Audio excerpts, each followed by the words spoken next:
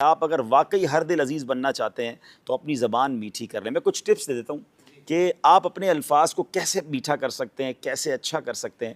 تو سب سے پہلی بات تو یہ ہے کہ پیارے آقا علیہ الصلوۃ والسلام کی سنت مبارکہ ہے کہ نبی پاک بی بی عائشہ صدیقہ رضی اللہ تعالیٰ عنہا فرماتی ہے کہ جس طرح تم تیز تیز گفتگو کرتے ہو, نبی پاک ایسے نہیں کرتے تھے, چلا چلا کر بات نہیں کرتے تھے, تو ٹھہر ٹھہر کر بات کرتے. بلکہ صحابہ فرماتے کہ پیارے آقا علیہ الصلوۃ والسلام جب گفتگو فرماتے نا تو کوئی اگر گننا چاہتا نا, الفاظ کاؤنٹ کرنا چاہتا تو وہ کاؤنٹ کر لیتا. اب ہم غور کریں کہ ہمارے الفاظ کوئی کاؤنٹ کرنا چاہے تو کیا کاؤنٹ کر سکتا ہے؟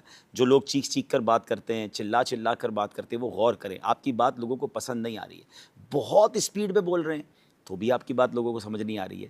ٹھہر کر بات کریں. کچھ مبلغین یا بیان کرنے والوں کو بھی لگتا ہے کہ میں چیخو پکار کر کے بیان کروں گا تو ٹھیک ہے, کچھ علاقوں میں کچھ گاؤں گوٹھوں میں شاید یہ پسند کیا جاتا ہو کہ آپ ٹیبل توڑ بیان کر لیں.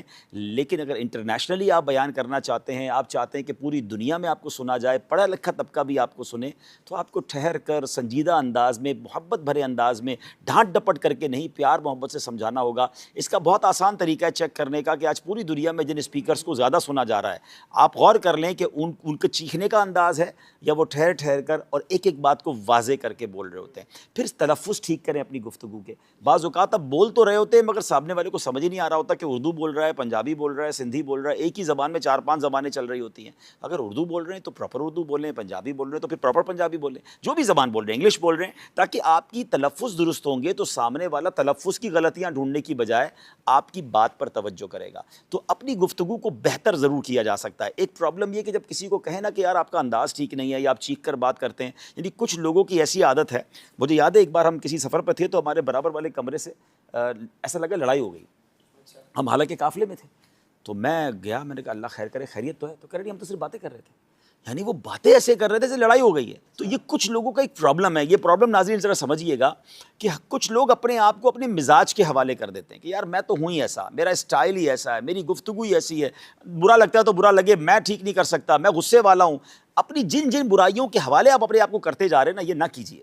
کیونکہ یاد رکھیے یہ عادت ہے جو کہ بدل سکتی ہے. رنگ اور قد نہیں بدلا جا سکتا. کوئی افریقن کہے میں گورا ہو جاؤں, گورا کہے میں افریقن جیسا کالا ہو جاؤں, یہ نہیں ہو سکتا. قد آپ کا قدرتی ہے مگر مزاج بدلا جا سکتا ہے. کوشش کریں گے تو کہتے ہیں نا العلم بالتعلم الحلم بالتحلم. آپ سیکھیں گے تو علم مل جائے گا, حلم اپنائیں گے تو حلم آ جائے گا.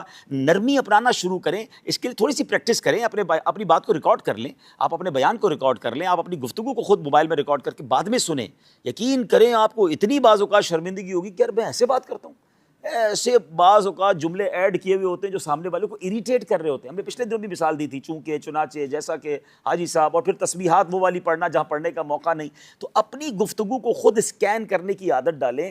آپ یقین کریں آپ دنیا کے ہر میدان میں ترقی کر سکتے ہیں جب آپ کو اچھا بولنا آ جائے. آپ بہت اچھے دکھتے ہیں, آپ کے پاس علم کا خزانہ ہے. آپ غور سے سنیے گا, آپ نے 2000 کتابیں یاد کی ہوئی ہیں مگر آپ کو اچھا بولنا نہیں آتا تو کتابوں کو ڈیلیور کیسے کریں گے؟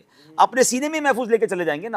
کچھ لوگوں کے پاس علم تھوڑا ہوتا ہے اشفاق بھائی, مگر وہ بولتے اتنا اچھا ہے کہ بڑے بڑے علم والوں سے زیادہ وہ لوگ ان کی بات سن رہے ہوتے ہیں. تو اٹ مینس آپ کا ڈیلیوری اگر اچھی ہے, آپ کو بولنا اچھا آتا ہے, آپ دنیا میں بہت آگے بڑھ سکتے ہیں. میٹھے بول اپنانے کی کوشش کریں. دیکھیں کون اچھی باتیں کرتا ہے, اس کو سنیں, انداز کو سنیں. آخری بات کر لیتا ہوں, ایک اور خوبصورت میں آپ کو ٹپ دے دیتا ہوں کہ آپ امیر اہل سنت کے مدنی مذاکروں کو ایز اے کلاس دیکھنا شروع کریں, ایز اے ٹیچنگ. ایک ورک شاپ لے لیں اس کو.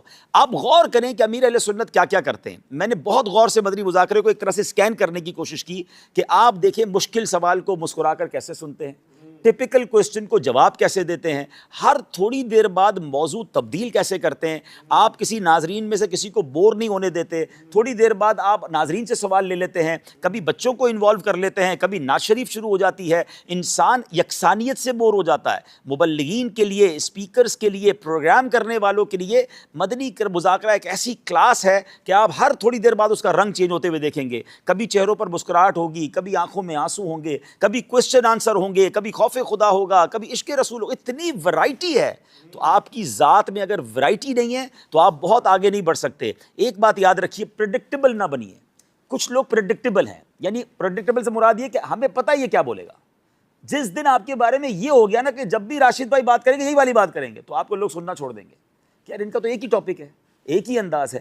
آپ کے اندر اتنا کچھ ہو کہ جب آپ بیان کریں, آپ کسی سے مشورہ کریں, آپ گفتگو کریں, بھائی یار کوئی نئی بات لے کر آئیں گے, یہ ماشاءاللہ ان کا مطالعہ اتنا اچھا ہے کہ آج یہ کسی نئے موضوع پہ بات کریں گے. تو جتنا انپریڈکٹیبل رہیں گے آپ، جتنی آپ کے اندر ماشاءاللہ مطالعہ ہوگا، آپ اپنی گفتگو میں تنوع لائیں گے، ورائٹی لائیں گے، انشاءاللہ لوگ آپ کو سنتے چلے جائیں گے.